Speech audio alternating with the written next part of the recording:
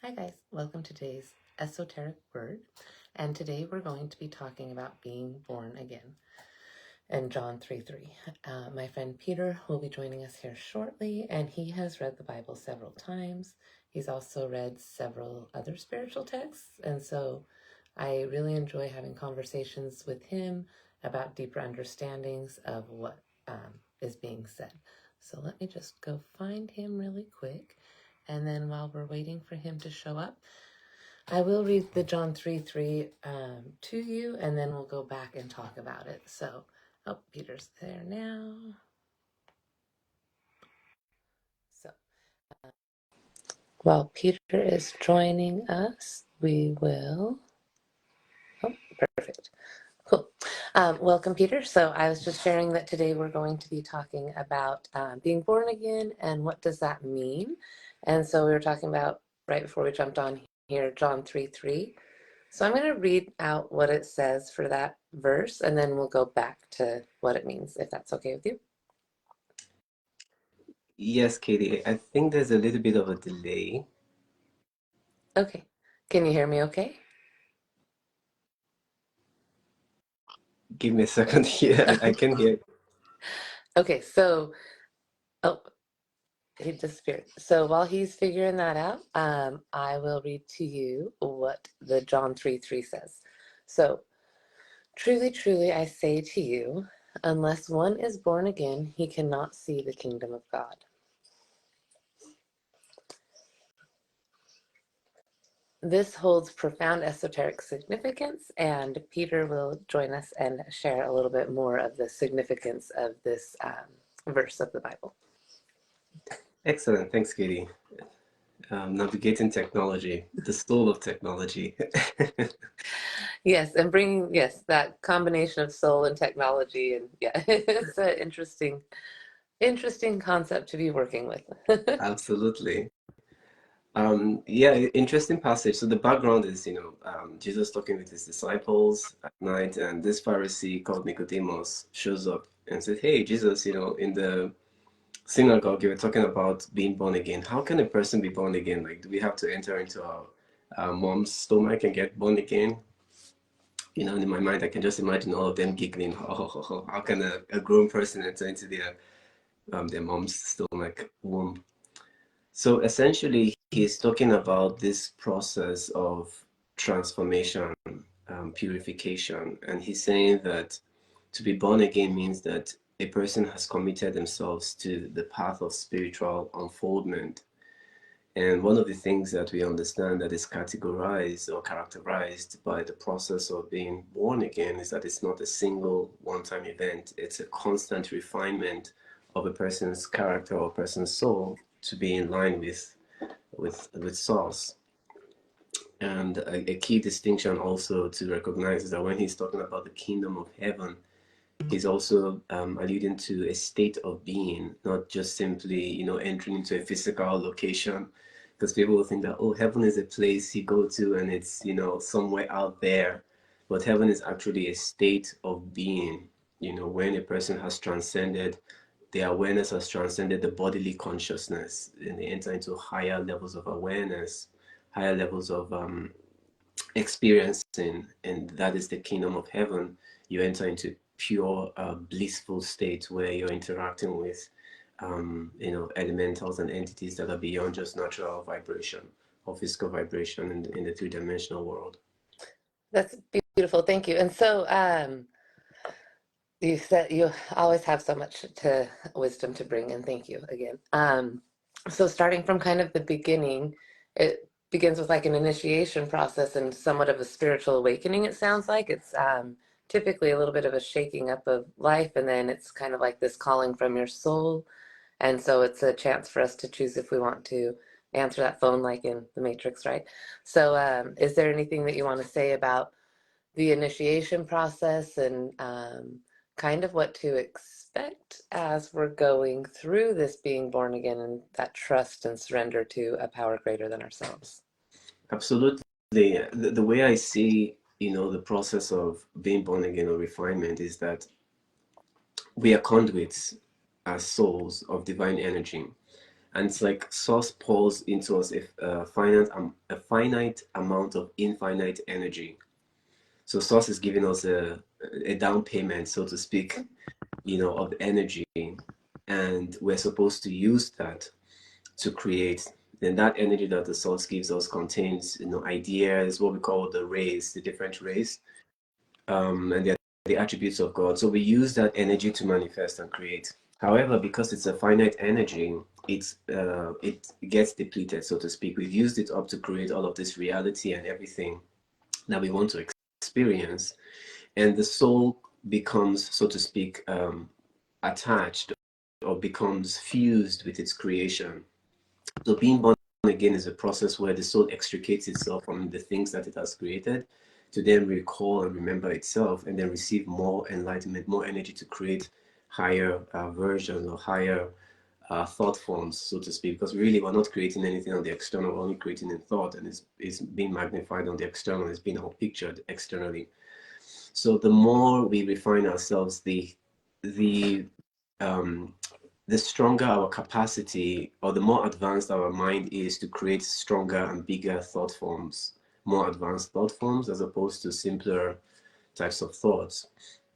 So constantly, again, to your point, the first process, how it looks like is we're sort of disidentifying ourselves from the things that we've created in the past to regain full energy. And that process of disidentification looks like our physical reality is being shaken up.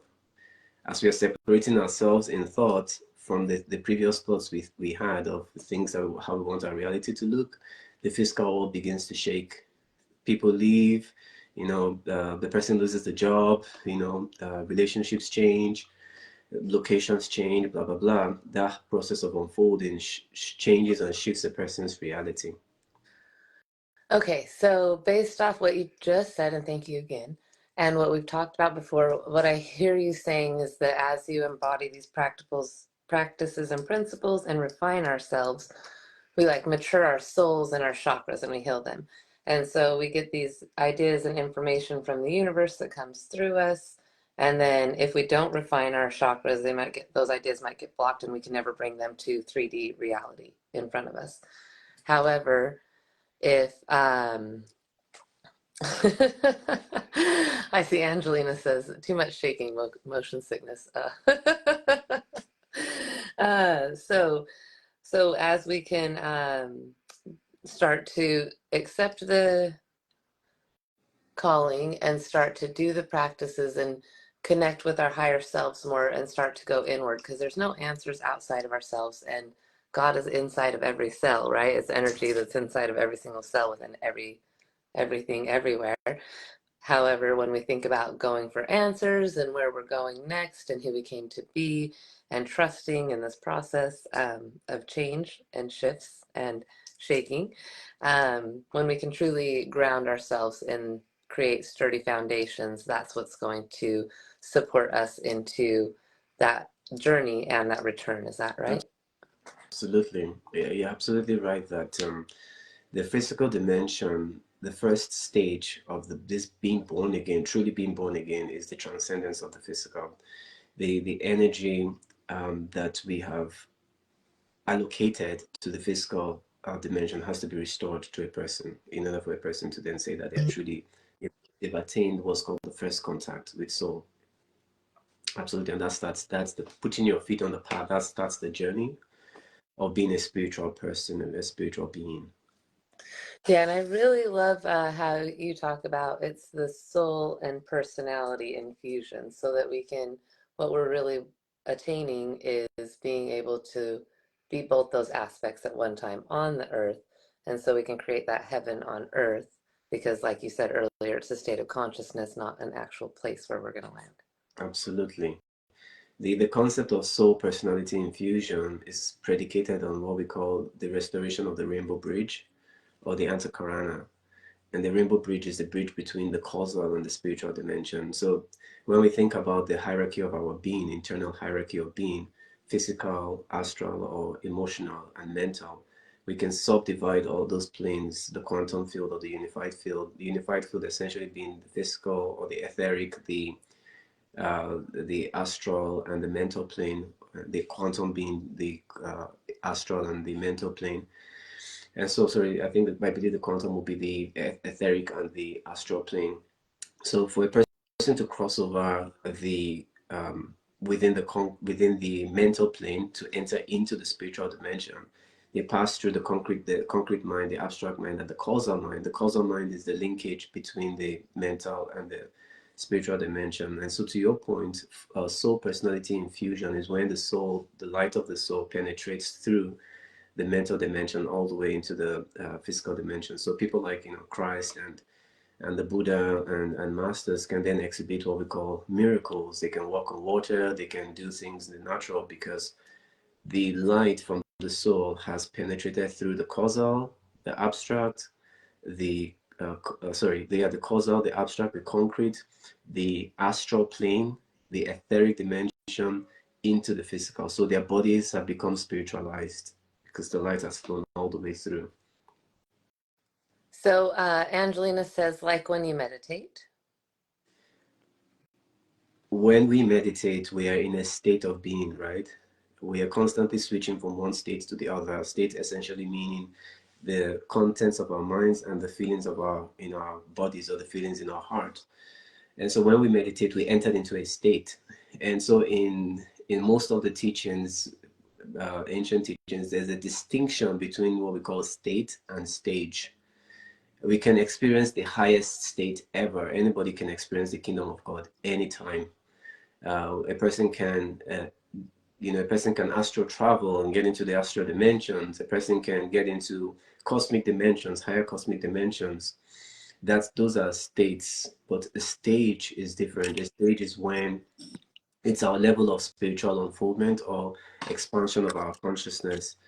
And so we're referring here more to the stage as opposed to the state. The state is the kingdom of heaven, for example, when we experience that. But the stage is when a person has infused the soul through those lower dimensions all the way down to the material dimension. Then their personality has become subjugated, so to speak. Their personality has become completely subsumed by spiritual energy or by the soul. Okay, so can I ask, so what my brain is understanding is the state is creating the kingdom of heaven, like in your mind, and the stage is when you actually are kind of living that here, like in all of what you do. It's like first nature instead of having, I think that I might need a little more clarity. Yeah, for sure. So think about stages like, a child, right? You're in a particular stage. Okay, yes. Mhm. So we're going through different stages of development. But states, a child can experience a state as well. A child can, you can tell a child, for example, hey, why don't you act as the president of the company for one day? There are some shows I know where they take children to offices and they ask them to play roles, right? So we can think of states as playing a particular role, having a particular experience. It doesn't mean the child is, for example, the president of a country, a president for the day, or, it doesn't mean the child is actually the president, but they just experience what it is to be the president for that day. However, the stage is when the person has gone through all of those lessons to then attain to actually being the president. That's beautiful. Perfect. Great question, Angelina. Okay, so I do want to go back to, you were talking about energy earlier, and again just a few moments ago. So thinking about how much energy that we have, and you were talking about elementals and things like that, and I used to work for a biophysicist, and he said, well, we see less than like 5% of what's going in front of us, and that's like being generous. And so our minds are so cluttered with drama and trauma and how we're going to pay our mortgage and all of the things. And so we deplete our energy so that we're not able to have as many ideas flowing through us and even that connection. Because I know that working with my clients, they'll tell me that they've just gotten too busy and they've lost their connection with loved ones, like deceased loved ones, or with their guides. And so, can you just expand a little bit about rebuilding our energy versus wasting our energy in that battery that we have? Absolutely. The key thing is to be able to transcend or traverse the physical dimension without attachment. it is being able to attain without attachment. I call it attainment without attachment. So we all have dreams and we all have desires and things that are those desires and those ideas are actually given to us by the source. Like, oh, I want to create XYZ, I want to be XYZ. Most of those are coming from our higher self. However, when we create something, we tend to fuse ourselves with it. We tend to hold on to it. And that's what takes the soul's essence or the soul's energy. The ability to create something and let it be without thinking about the outcomes or without attaching a person's self is what liberates the soul and what maintains the soul's connection with the source. And the way I sometimes talk about it from psychoregenesis perspective, and I say perspective, is actually perspective taking.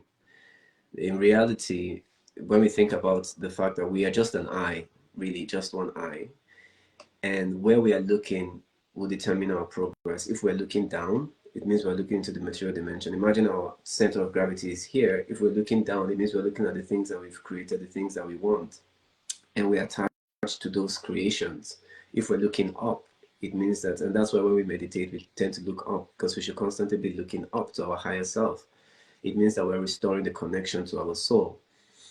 So, like you said, a lot of us as personalities, soul extensions, humans, egos, we are connected to our creation. We are constantly looking at the things we have created in our minds. We're constantly thinking about the things we've created, whether it's the mortgage or the house or the bills or the relationship. We're constantly focused on the things that we have attached ourselves to, we have created in thoughts. It's not happening externally, it's only happening in thought.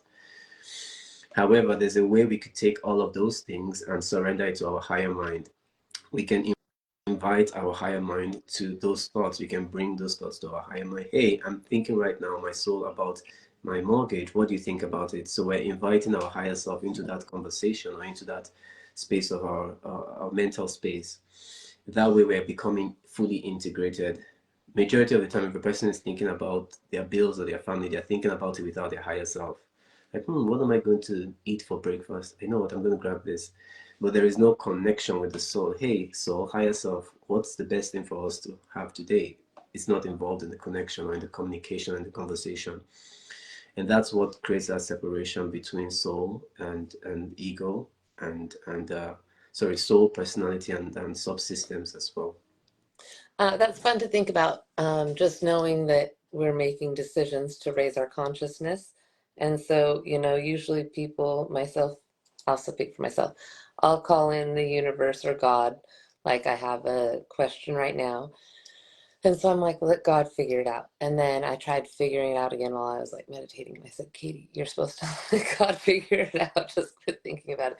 Because our mind is a machine, right? And its job is to create thoughts. And so our job is to control our mind and start to become more aware of what systems we're playing.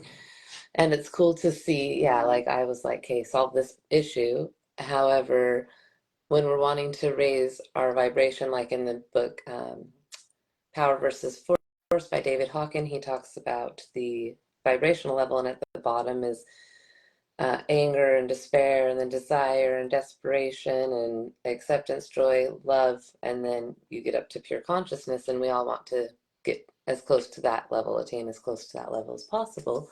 And so when we can do these different ways, choices, and say, okay, God, what's the choice that's going to get me to the highest vibration? It's probably not going to say go to McDonald's. It's probably going to say maybe some fresh fruit with your yogurt. And so then we'll make a choice that's going to get us to a higher vibration. Absolutely, spot on with that one. The majority of the time, to your point, we are making decisions based on our past programming or based on our past experiences.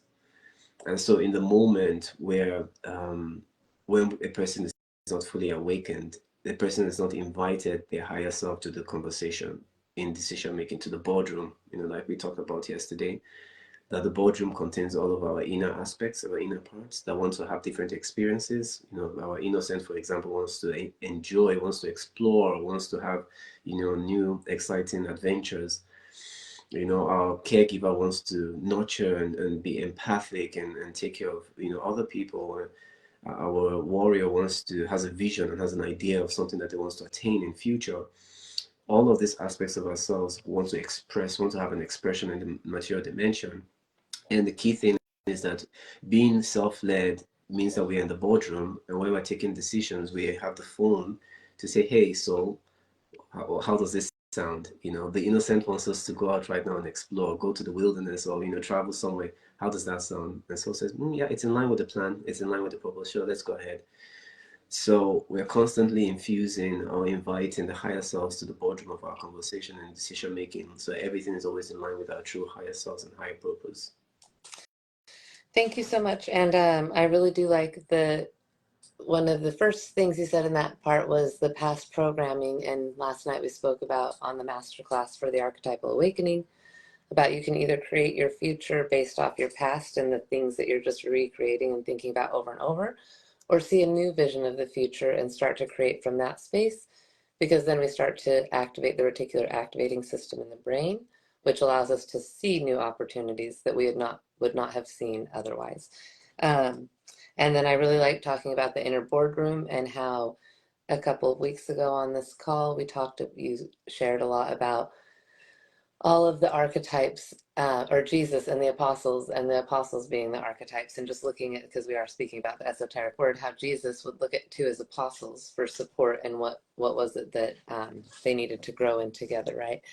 And so I think that that's a lot of fun to see that correlation. Absolutely.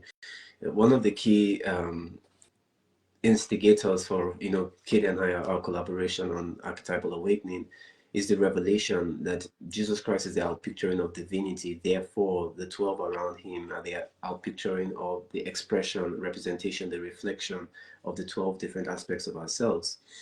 And so, to your point, being self-led again is the ability for a person to ensure that each aspect of ourselves receives the nurturing, the attention, and the information required for full expression and full integration or synthesis of being. And in order for a person to do that appropriately, a person is higher, just like we need mentors, right, to make these good decisions. A person is higher knowledge, higher information to constantly unfold. One of the things that we also talk about is the fact that this path is a spiral, right? We're constantly going higher and higher and higher. And to traverse a higher dimension, you need someone who has been there before who has navigated it before to say, hey, you know what, when you're in this higher dimension, these are the types of thought forms. In actuality, we're not facing anything external. The Bible always says that we war not against physical entities, but we are warring against thoughts, right? We're taking every thought into captivity. What is happening is not happening external to us. People will talk about what's happening in the White House or the government, blah, blah, blah, what's happening. All of the things happening in the world are a projection of the things happening inside our collective unconscious. That's why we're doing surrender, because we're noticing that the wars in the world is because people are not really surrendering to their higher self or higher purpose. And the same thing with leadership is when people become more self-led and we begin to see more appropriate leadership externally as well in the collective unconscious. So really recognizing the aspects of how our internal vibration creates our external reality and our collective external reality is the key distinction that enables us to take the work seriously. Like, okay, if our reality is shaped by internal boardrooms, then we have to get our boardrooms in cohesion. The boardroom has to receive higher information, pick up the red telephone, and get higher information constantly. And again, it's a spiral. When one cycle ends, we have to, so to speak, destroy the old, disidentify ourselves from everything we've created, the old, in order to utilize that energy to unfold something greater.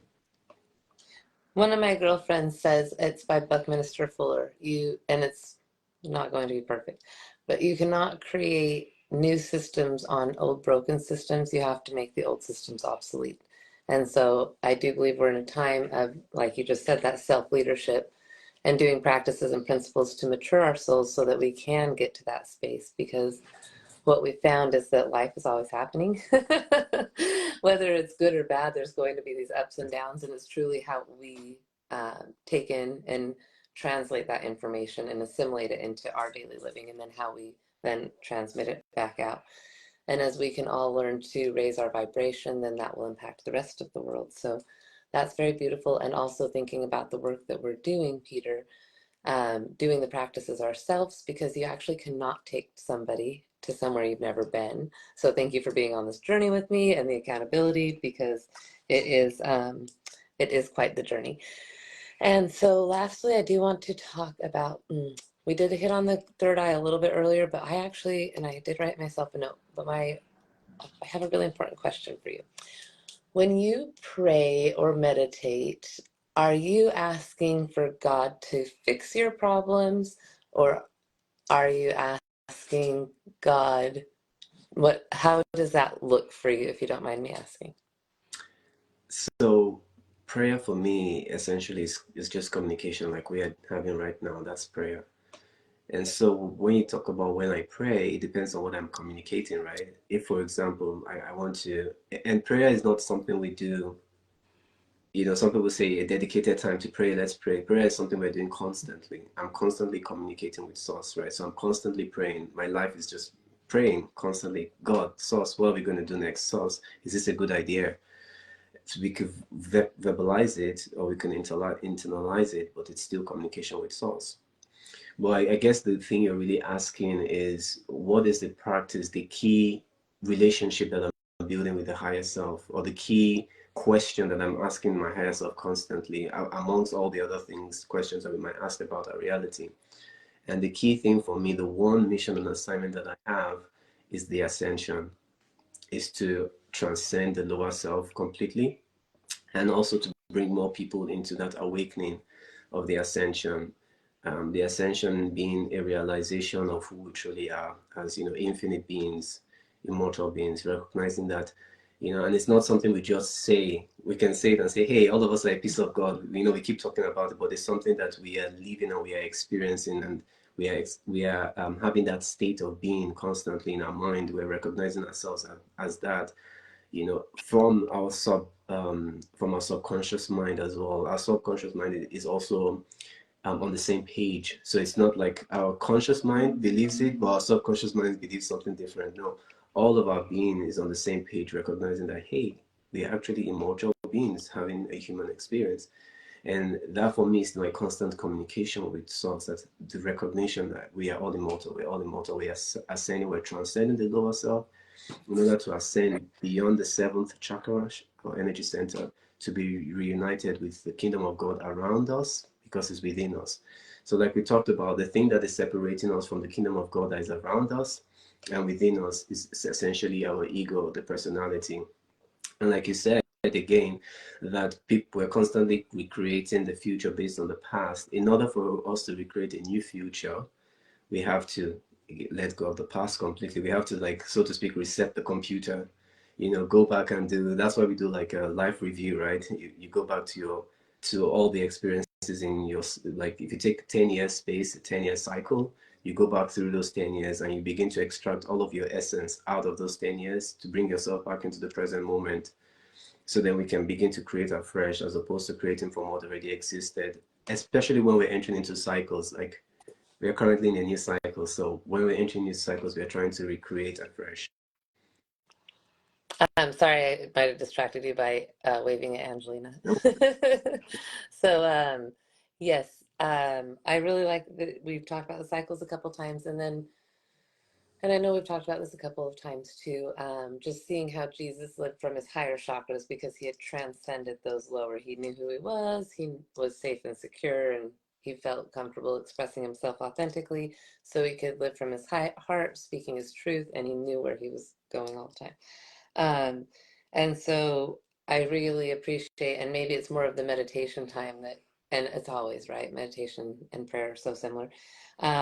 So when we do ask for the support and in Thanksgiving for already being here because we're already arrived, then just be aware because sometimes it shows up different than we expect, right? And so it's like you don't need to pray for these things to be fixed. You can pray for, we all know you pray for peace or patience, and then your patience gets tested, right? And so it's a fun journey, and we look forward to continuing to grow together with you guys. We are at the end of the half an hour. We do have another master class coming up for the archetypes in the end of April, April 26th. And then we do have an inner contract this Saturday morning, April 5th. And that's where we'll go into helping you create your own inner boardroom of archetypes so that you can understand the ways that you're receiving and transmitting information and which archetypes you're playing, and if you want to shift those or continue to play those. So definitely just reach out to myself or Peter, and if you're not already friends with Peter on Facebook, definitely go like and follow him. Thank you guys all for being here with us. We look forward to continuing to grow together. And Peter, do you have anything to say before we head out? As always, Kitty, thank you so much for the time. I enjoy having these conversations. And please like, share, spread the word, to people out there, and let each one of us imagine a planet of all ascended beings. That's paradise on earth. So let's all become ascended beings. At least in our lifetime, it would be nice too for us to experience paradise on earth. I think it was the Dalai Lama said, "Be the change you wish to see." Absolutely. Thank you again, and much love.